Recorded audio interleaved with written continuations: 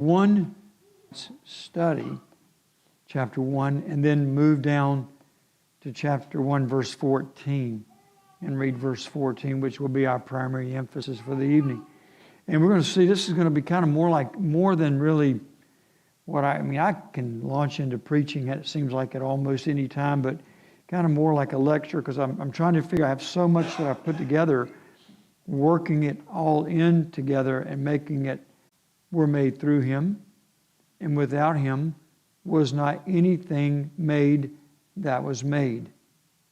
In Him was life, and the life was the light of men. The light shines in the darkness, and the darkness has not overcome. Glory as of the only Son from the Father, full of grace and truth. We were there last week for a little while, but there are some such profound things that are found there. But then when you move, we give serious thought, incomprehensible. I think what Scott Christensen writes quite adequately puts it in words, and he has a long statement, which I don't know how much of it I'll get in this evening, because I've taken his statement and I've kind of second person. Just think about this, because in verse 14, we ceasing to be the eternal Son of God.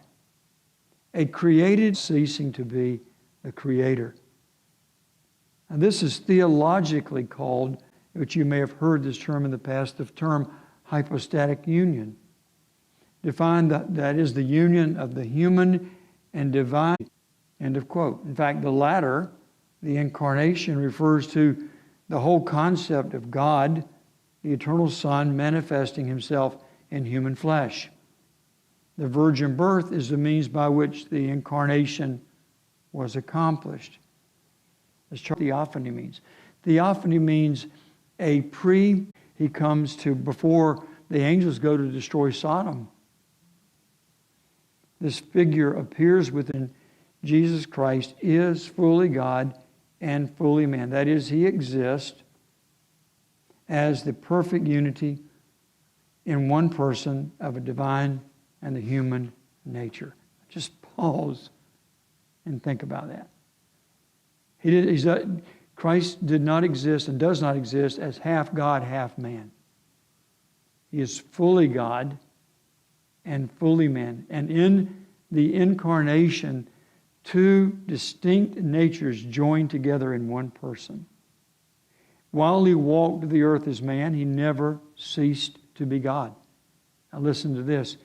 And even now, as He has ascended to heaven, glorified, He has never ceased to be man. Glorified man. Still the theanthropic man, that is the God-man.